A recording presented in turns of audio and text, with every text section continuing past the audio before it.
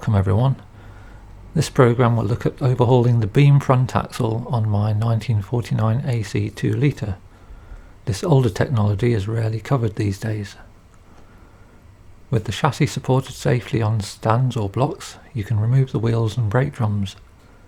Be careful that the springs don't come too far out of the slippers unless you are going to remove the springs too. Use a suitable solvent cleaner to clean off the brake dust and then dismantle the brakes. Unscrew the end cover on each hub to expose the large slotted nut. Remove the split pin and nut, and then the inner cone and roller cage of the outer bearing should come out. The grease on mine was congealed. The hub then comes off by hand with the inner bearing, revealing the felt oil seal. Then you can unbolt the back plate. The steering ball joints need to be separated from the two rods. My AC still had the original type with leather seals. That shows how long they can last if greased every 1,000 miles. Unfortunately, my joint puller would not fit on unless I split and discarded the leather. On the left hand side there are two ball joints close together, and I could not get the puller onto one of them, so I unscrewed the track rod from the joint and later extracted it using a hub puller with a G-clamp to stop the puller from slipping off. To remove each stub axle you need to remove the nut from the tapered cotter pin and then tap the pin out, then tap the kingpin out upwards. If you are removing the axle beam, it needs to be unbolted from the U-bolts, and not forgetting to remove the dampers. My next task was to strip off the original bitumen coating. Solvent cleaners can help to remove the last traces. The axle should be checked to make sure it is not bent or twisted. If you refit the kingpins, you can see if they are aligned when viewed from one end of the axle. I have an angle meter and use this to check the kingpin inclination. Viewing the axle from the front or rear, the kingpin should be 7.5 degrees from the vertical. You can also check that the pads for the springs are also aligned by placing long straight edges on them or using an angle meter. I then did some crack testing on the stub axles. I have heard of cracks appearing on pre-war ACs that have a slightly different version. I used a dye penetrant kit bought from LAS Aero. You have to clean the stub axle thoroughly with a final clean using the solvent supplied in the kit. Spray on the red dye, leave it for about 20 minutes, then wipe off any excess with tissue paper moistened in the solvent. Then spray on the developer, and after a few minutes the dye will turn pink, a pale pink. Cracks will show up as a red line. Thankfully there were no cracks on mine. I also crack tested the hubs. The next challenge was renewing the kingpin bushers. This is not one of the better designed parts of the car. The maintenance schedule says you have to apply grease every 500 miles. This washes out any grit that might get in and destroy the bushers. Don't forget to wipe away any excess grease when servicing. The bushers are bronze-lined steel items with a split down one side. Once pressed into place, you have to hone or ream them accurately to size. I renewed these back in the 1980s, but did not do a good job of it, so I purchased a spare set of bushers. To remove the old ones, you can carefully hacksaw through opposite the split. I've read about reaming bushers, which is a long-winded process, assuming you can obtain the necessary reamers. The two bushers need to align, and it's easy to remove too much metal from one bush while reaming out the second one. I decided that it is easier to hone them with a homemade honing tool, but first of all we need to get the new bushers in. My new ones had small nibs at the end of the splits, which I filed off with a needle file. Then I pressed the bushers in using a small bearing puller. The lubricating hole in the bush has to line up with the hole in the stub axle. The lower bush has to poke out slightly at the top of its hole for the phosphor bronze washer. I made a honing tool from a length of pipe and stuck abrasive paper around one end. Further along the pipe I wrapped some sticky tape so that the pipe can use one of the bushers as an alignment guide. The kingpin needs to be as close a fit as possible while sliding freely. Repeat for the other bush. Aim for perfection, as the tiniest amount of play can affect the handling. I test fitted the stubs on the axle beam to make sure they swivel without binding. The next task was to make new oil seals. These are rings made from a woolen felt suitable for this purpose. I bought a small sheet of this felt and cut them out by hand, then soaked them in grease before fitting. The old ones were about 6mm or 1/4 of an inch thick, but look as though they were compressed, so I used 8mm thick felt for the replacements. I repainted the axle and back plates and steering rods with epoxy mastic and 2-part polyurethane. That just leaves the reassembly. You can tell which way around the axle goes because the cotter pins for the kingpins insert from the front side. There are aluminium packing plates between the axle and the springs. I fitted new line-lock nuts to the U-bolts. I'd never been able to find any new U-bolts for the AC's axles. Reinstall the dampers so that the axle weight won't pull the springs out of the slippers. Grease the kingpin assemblies and refit the stub axles. The thrust washers go under the axle ends on top of the phosphor bronze washers. Align the flat on the kingpins with the cotter pins, which can be tapped in with a hammer. Then fit the nuts onto the cotters. A thin metal dust cap fits on top of each kingpin. Bolt the back plates back on. At the time I sorted out this axle in 2017, new wheel bearings had been out of production for a few years. Old stock I found advertised cost about £1,000 for the set of 4 bearings. Thankfully my bearings were in good condition and simply required fresh grease. Check that the inner bearing is a good fit on the stub axle. If it seems loose, you might need to use a suitable adhesive. It is hard to adjust the bearing clearance after fitting a new felt seal.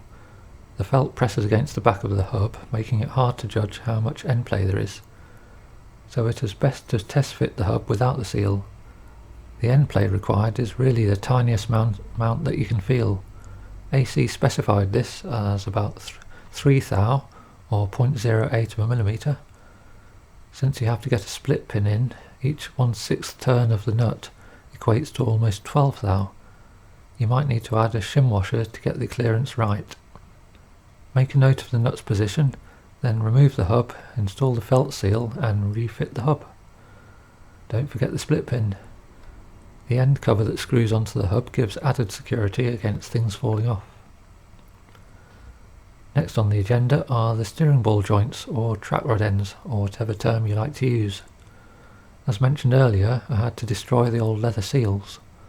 One of these joints was replaced by me back in the 1980s, so this was a more modern version with rubber bellows. However, I'm guessing that the old leather seals act as dampers, so I made new seals from the offcuts of the felt seal material to use on the older joints. Once the track rod is back on, you can adjust the toe-in of the front wheels. On the AC, this is 3/16 of an inch or 4.76mm, measured on the wheel rim at hub level. With the front of my car dismantled, it was possible to get a tape measure under the sump. Make sure that the wheels are exactly in the straight ahead position. To adjust, you twist the track rod round and then tighten the bolts on the ball joints once the toe-in is correct. The narrow cross-ply tyres make the AC sensitive to accurate wheel alignment. On a bumpy road, the car should keep perfectly straight. If bumps deflect the car, of course, then you can adjust the toe-in by trial and error and test drive the car along bumpy roads. I also checked the caster angle, which should be between 2.5 and 3 degrees depending on the suspension travel. I checked the wheel camber with my angle meter. The AC should have a positive camber of 2.5 degrees. The drag link can be reinstalled and adjusted so that the drop arm points forwards when the wheels are pointing straight ahead. Finally, don't forget to fit all the split pins where needed. And here's some bonus theoretical information for those interested in this old technology. Textbooks and articles tend to give incomplete data. Maybe nobody is interested anymore. If you wondered about all those angles I measured, here is an explanation. The kingpin inclination is partly to make its axis meet the ground close to the centre of the tyre contact patch. This makes the steering lighter and also minimises the steering offset. The offset is the distance between the kingpin axis and the centre of the tyre contact on the ground, as viewed from the front or rear. The AC has a small positive offset of 0.94 of an inch to give the steering some feel or feedback. Too large an offset would cause kickback in the steering when the wheels hit bumps. Another reason for kingpin inclination is to help the steering to self-centre. Turning the steering from the centre causes the front of the car to lift up due to the kingpin angle. The caster angle is the tilt of the hub or the whole axle viewed from the side. This makes the kingpin axis meet the ground in front of the tyre contact centre. This helps the steering to self-centre. Strictly speaking, it is the caster trail or distance between these two centres at ground level. For a given caster angle, this will be larger for a bigger diameter tyre. Some of the problems of wheel wobble on beam axle cars were due to too much caster angle. That's because turning the steering from the straight ahead position causes the axle to tilt and potentially set up vibrations as the leaf springs deflect. This does not happen on the AC, I'm pleased to report. Wheel camber refers to the wheels leaning slightly outwards, assuming it is a positive camber. You might notice this on older classics that have live rear axles. Part of the reason is that the live rear axles have zero wheel camber, and so a positive camber of the front wheels helps to provide a safe understeer characteristic. I often wondered why more car makers did not adopt a de Dion rear axle, which would allow choice of camber for all wheels. Another reason for positive camber is to reduce steering offset without an excessive kingpin inclination.